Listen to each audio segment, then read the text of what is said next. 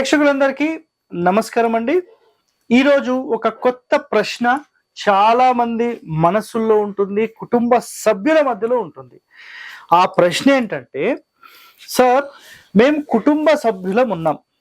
అన్న అనుకోండి, తమ్ముడు అనుకోండి, అక్క అనుకోండి, చెల్లెలు అనుకోండి, వదిన అనుకోండి, బావ అనుకోండి, పెదనాన్న, చిన్నాన్న, అమ్మమ్మ, తాతయ్య, ఎవరైనా సరే ఒక కుటుంబ సభ్యులందరూ కలిసి ఒకే ఏరియాలో, ఒక కాలనీలో, ఒక అపార్ట్మెంట్లో, ఒక వరుస క్రమంలో ఉన్న ఇంట్లో ఎవరెక్కడ ఉండాలి అని ప్రశ్న. క్లారిటీ వచ్చిందండి అందరికీ? ఆ ప్రశ్నకు సంబంధించిన పూర్తి సమాధానం ఈరోజు ఈ ఎపిసోడ్లో మీరు తెలుసుకోబోతున్నారు. సో మొట్టమొదటిగా ఇక్కడ ఒక కాన్సెప్ట్ అనేది నేను చెప్తాను, 2 కాన్సెప్ట్లు చెప్తాను. ఆ 2 కాన్సెప్ట్లు మీరు నిజంగా అర్థం చేసుకుంటే 100% మీరు దీన్ని డీకోడ్ చేసేసినట్టు. ఇదేమో ఒక కాన్సెప్ట్, ఇది ఒక కాన్సెప్ట్. ఓకే, సో ఇది వచ్చేసేసి ఒక ఫ్యామిలీ అనుకుందాం. ఇది ఫ్యామిలీ, ఇది సపరేట్ ఫ్యామిలీ, ఇది సింగిల్ ఫ్యామిలీ, అది ఒకటే ఫ్యామిలీ. దీనికి డిఫరెన్స్ అనేది మీకు అర్థమవుతుంది.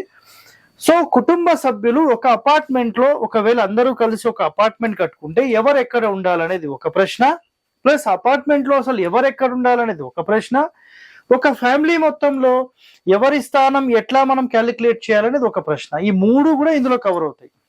సో ఒకటే ఒక మాట ముందుగా గుర్తుపెట్టుకోండి, ఫ్యామిలీ అన్నాం, ఇది ఒక మొత్తం ఇల్లు అనుకుందాం, ఇక్కడ నుంచి ఇక్కడ వరకు ఇల్లు. ఇందులో ఇది తూర్పు అనుకోండి, east, south and west and north, తూర్పు, దక్షిణము, పడమర, ఉత్తరం.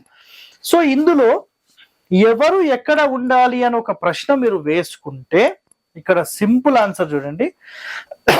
ఇంటిని ఒక 9 భాగాలుగా మనం డివైడ్ చేసాం. సో ఇలా డివైడ్ చేసినప్పుడు నైరుతి భాగంలో అందరికంటే పెద్దవాళ్ళు ఉండాలి అని చెప్తారు. సాధారణంగా అయితే ఒరిజినల్ దక్షిణము. సో ఈ కాలంలో అందరూ ఇంకా నైరుతి అంటున్నారు కాబట్టి నైరుతి గురించి మాట్లాడదాం. సో ప్రధాన వ్యక్తి ఇక్కడ ఉండాలి, first person of the house, and second person దక్షిణం, and third person, and fourth person, and fifth person. So ఈ క్రమంలో మనం ఫిల్ చేసుకుంటూ వెళ్తాం. అర్థమైందా? ఫస్ట్ యాక్చువల్ అయితే first, second, third, fourth, fifth ఇట్లా రావాలి. సో ఇక్కడ ఇది ఫస్ట్ చేసి ఇది సెకండ్ చేస్తున్నాం. ఇది ఫస్ట్ చేయడం అన్నిటికంటే ఉత్తమమైనది. ఓకేనా? సో ఇప్పుడు చూడండి, పై భాగంలో పెద్దవాళ్ళంటే ఎవరు ఉండాలి? సో ఒక ఫ్యామిలీ మెంబర్లో అనుకుందాం, 1, 2, 3 మెయిన్ హెడ్ పర్సన్స్ అనుకుందాం. అంటే father, okay, next big son and small son, అంటే తండ్రి, పెద్ద కొడుకు, చిన్న కొడుకు, ముగ్గురం అనుకుందాం. రైట్. తండ్రి వచ్చేసేసి దక్షిణంలో ఉన్నాడు, no problem. And first son ఇక్కడ ఉన్నాడు, సెకండ్ ఇక్కడ ఉన్నాడు, నో ప్రాబ్లం. ఇక్కడ అయితే ఇక్కడ ఉండొచ్చు, నో ఇష్యూ. రైట్. ఇప్పుడు ఒక అపార్ట్మెంట్కి సంబంధించి ఏంటి, ఒక ఫ్యామిలీకి సంబంధించి ఏంటి అన్నప్పుడు గుర్తుపెట్టుకోండి, ఒక ఇంటి లోపల మాత్రమే ఒక కాంపౌండ్ ఎప్పుడైతే డివైడ్ అయిపోయి ఒక ఇంటి నిర్మాణం జరిగిపోయిందో అలాంటి ఇంటి నిర్మాణంలో కేవలం పెద్దవారి స్థానం అనేది దక్షిణం వైపుకి వస్తుంది, దాని తర్వాత స్థానం నైరుతికి వస్తుంది, దాని తర్వాత పడమర, వాయువ్యం, ఉత్తరం, ఇలా మీరు స్థానాలను డిసైడ్ చేయాలి. ఇది ఒక కండిషన్. ఇది అయితే మరి ఇక్కడ గుర్తుపెట్టుకోండి, ఫాదర్ పెద్దవాడా, పెద్ద కొడుకు పెద్దవాడా, చిన్న కొడుకు పెద్దవాడా? ఆ క్వశ్చన్ సరిగా చూసే పెడుతున్నారా సార్? మీరు ఏం క్వశ్చన్ వేస్తున్నారు? తండ్రే కదా పెద్దవాడు. Wrong system. అందుకనే ముందు కాన్సెప్ట్ ఏంటో తెలుసుకోండి, తెలుసుకున్న తర్వాత మాట్లాడండి. ఈ ఇంటి మొత్తాన్ని మెయింటైన్ చేసే వ్యక్తి ఒకవేళ ఫాదర్ అనుకోండి, హీఈస్ ద బిగ్గెస్ట్, అంటే ఇతనే అందరికంటే పెద్ద వ్యక్తి. అంటే ఇల్లు మొత్తం మెయింటైన్ చేయడము, డబ్బులు తీసుకొస్తే మొత్తం ఇంటి లోపల సెటిల్మెంట్ చేయడము, ఎవరికి ఏం కావాలో చూసుకోవడం, ఏమేం కార్యక్రమాలు కావాలో చూసుకోవడము, అన్ని మాట్లాడడము, మెయింటైన్ చేయడం ఇతను చేస్తే ఇతని అండర్ కింద ఉన్న వాళ్ళు అండరే. So he is the main person of the house. ఏ క్షణమైతే తండ్రి గారికి ఒక 60 సంవత్సరాలు 65 70 సంవత్సరాలు వచ్చి, లేదు బేటా ఇక నాతో కాదు, ఇక అన్ని నువ్వు చూసుకోబెట్టా అంటాడు కదా. ఆ క్షణంలో ఈ ఇద్దరిలో ఎవరైతే చూసుకుంటారో మళ్ళీ ఇంటి మొత్తాన్ని, ఫర్ ఎగ్జాంపుల్ ఇంకెవరు సార్, పెద్ద కొడుకే. పెద్ద కొడుకు అనే మాట ఈ కాలంలో మాట్లాడొద్దండి.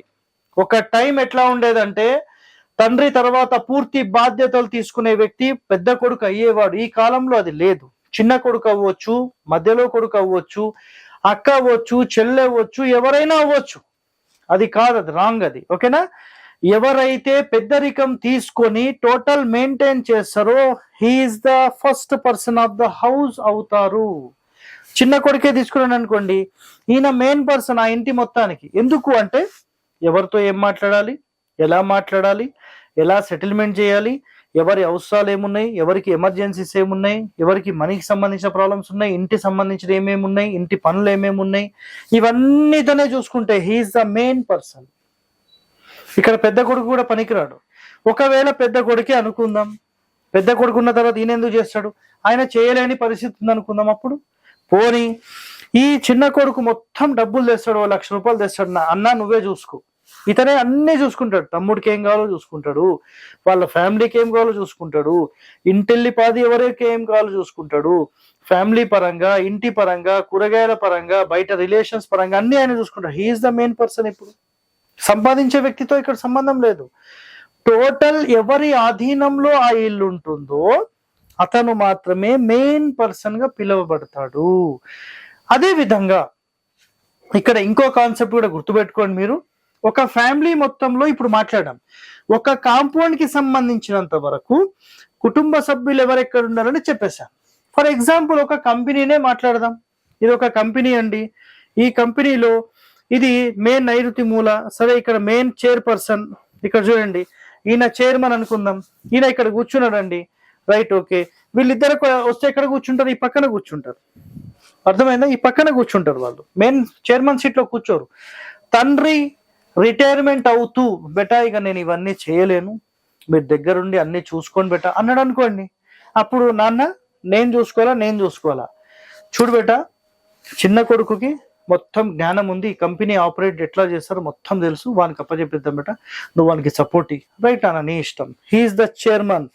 ఇప్పుడు ఈ కంపెనీకి మెయిన్ పర్సన్ ఎవరు అంటే ఈయన, సెకండ్ సన్, ఫస్ట్ ఆయన కాదండి. సో ఆ కంపెనీ మొత్తంలో కూడా ఫస్ట్ మర్యాద ఇచ్చేది ఈయనకు. ఈయన తర్వాతనే పెద్ద కొడుకుకి ఇస్తారు. తండ్రి గారు ఎప్పుడన్నా వస్తే ఆయనకి ఇస్తారు. ఒకవేళ చిన్న కొడుకు చూసుకోలేని పక్షంలో ఇంకొక మేనేజర్ వచ్చాడు అనుకోండి, మేనేజర్ ఇంకో వ్యక్తి థర్డ్ పర్సన్, అతనే మెయిన్ అవుతాడు. వీళ్ళిద్దరు కూడా కాదు, మళ్ళీ వీళ్ళు సెకండరీ పర్సన్స్ అయిపోతారు. అర్థమైందా మీకు? ఇక్కడ వరకు నేను అసలు ఈ పెద్దరికానికి సంబంధించి ఎలా డివైడ్ చేయాలి, ఎలా చెక్ చేయాలనే విషయం చెప్పాను కదా. సో ఇప్పుడు చాలా మంది మదిలో ఏముంటుందంటే, సార్ మేము ఒక అపార్ట్మెంట్ కట్టుకున్నాం, మేమందరం ఫ్యామిలీ మెంబర్స్ అందరం కలిసి ఒక అపార్ట్మెంట్ కట్టుకున్నాం. అయితే ఏ ఫ్లోర్ లో అన్ను ఉండాలా, తమ్ముడు ఉండాలా, చెల్లు ఉండాలా, అక్కు ఉండాలా, ఇవన్నీ పరేషాన్లు మాకున్నాయి. సో మా గురించి వీటికి సంబంధించిన సమాచారం చెప్పండి. సరేనండి, ఇక్కడ చూడండి, టోటల్ ఒక 6 ఫ్లాట్స్ తీసుకుందామండి. 1 2 3 4 5 6. సింపుల్. ఇక్కడ మీకు ఒకటే ఒక ఆన్సర్ ఇస్తాను నేను. సాధ్యమైనంత వరకు ఒక ఫ్యామిలీ మెంబర్స్ లో గుర్తుపెట్టుకోండి, అన్న తమ్ముడు అపోజిట్ ఉండొద్దు, మన ఫ్యామిలీ మెంబర్స్ అపోజిట్ ఉండొద్దు అంటారు. పక్క పక్కన అయితే ప్రాబ్లం లేదు. బట్ గుర్తుపెట్టుకోండి, అపోజిట్ ఉన్నా పక్క పక్కకున్నా 100% ఇది కొంత family disturbances and privacy problem ని క్రియేట్ చేస్తుంది. పూర్వం కొన్ని పుస్తకాలు, కొన్ని గ్రంథాలు చదివినప్పుడు దాంట్లో ఏం చెప్పారంటే, చెల్లెలు ఎంత దూరంలో ఉండాలంటే మన ఇంటి బయట లైట్ వేస్తే వాళ్ళ ఇంటికి ఆ లైట్ టచ్ కావద్దు, అంత దూరం ఉండాలి అని చెప్పారు. ఎందుకు ఉండాలంటే, ఒక మన ఫ్యామిలీ మెంబర్స్ లో ఎవరైనా వాళ్ళు ఏదో చిన్నగా అరుచుకోనో తిట్టుకోనో ఏదో తిట్లు పడుతూ ఉంటే, ఒకవేళ పక్కిల్లే అనుకోండి, ఆ బావగారు అంటే మన చెల్లె పక్కన ఉందనుకోండి, బావగారు ఎప్పుడు తిడుతూ ఉంటే, నీ అమ్మ మా బావ ఎప్పుడు మా చెల్లెల్ని తిడుతూ ఉంటాడని మనము అసహించుకునే స్థాయికి వెళ్ళిపోతాం. అదే వాళ్ళు దూరం ఉన్నారనుకోండి, మీకు ఎలాంటి అరుపులు వినపడవు. అయితే వాళ్ళ ఫ్యామిలీ లైఫ్ వాళ్ళు లీడ్ చేసుకుంటూ ఉంటారు. వాళ్ళ ఇంటి సమస్య ఏందో వాళ్ళిద్దరికి తెలుసు, మీకేం తెలుసండి? మీరు అలాగే చేస్తారు కదా. ఒక ఎగ్జాంపుల్లో ప్రతి ఇంట్లో అలాగే జరుగుతుంది. సో ఇలాంటి ఫ్యామిలీకి సంబంధించిన ఇన్ఫర్మేషన్స్ ఒకరికి తెలియకుండా దూరం ఉండాలనేది ఇక్కడ కాన్సెప్ట్. క్లారిటీ వచ్చిందా మీకు? దూరంగా ఉండడం వల్ల ఈ ప్రైవసీ ప్రాబ్లంకి ఎలాంటి దోషం ఉండదు. ఒకళ్ళు ఫస్ట్ ఫ్లోర్ లో ఉండండి, ఒకళ్ళు సెకండ్, ఇట్లా డైరెక్ట్ గా ఉండండి, ఏమీ కాదు. ఎవరు ఏ ఫ్లోర్ లో అయినా ఉండొచ్చు. ఒక ఇండివిజువల్ గా డివైడ్ అయిన తర్వాత ఎవరు ఎక్కడైనా ఉండొచ్చు.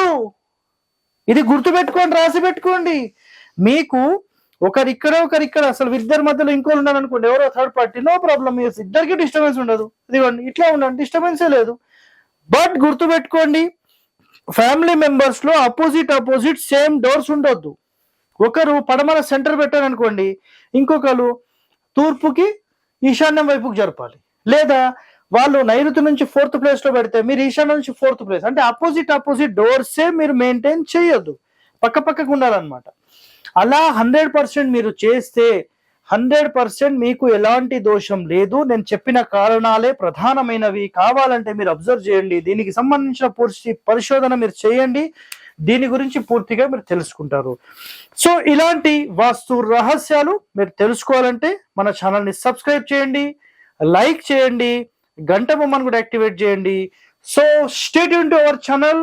థ్యాంక్ యూ అండి, ధన్యవాదాలు.